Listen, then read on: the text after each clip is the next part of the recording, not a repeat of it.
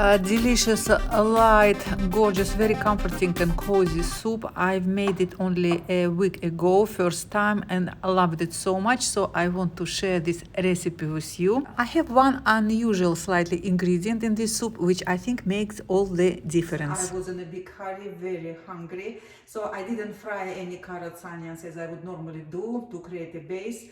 I just simply plonked everything together. A cauliflower, half a head, half went to the previous soup. Good winter warmer this soup is. Like I said, it's a matter of throwing everything together very quickly. So I make sure here that the stems of cauli are chopped a bit finer, so they will cook at the same time as the florets.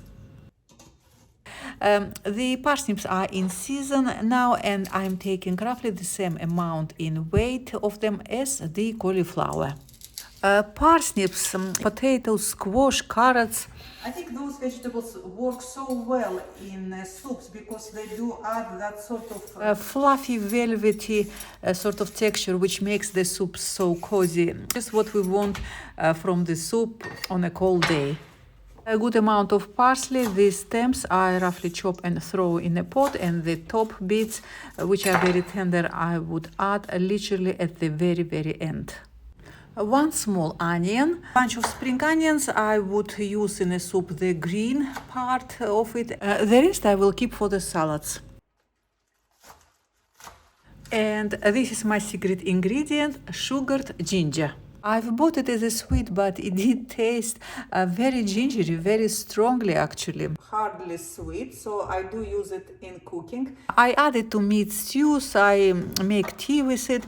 So it's just great. It's just like having fresh ginger at hand all the time. So chop it finely and in it goes to the pot. Love using dry vegetable powder.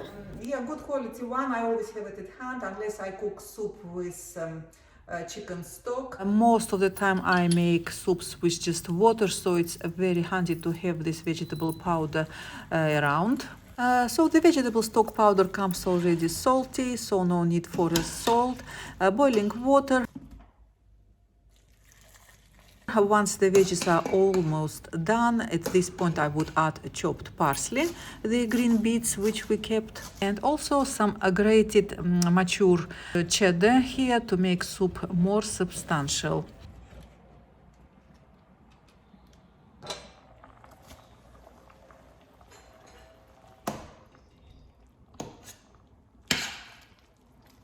The cheese melts into the soup very quickly, and I would add at this point a good splash of milk. Bring everything to the boil, and we are done. A quick blend, and I do add some walnut oil when serving. A lovely, comforting, very fluffy soup, subtle taste of ginger. Do make it. Enjoy.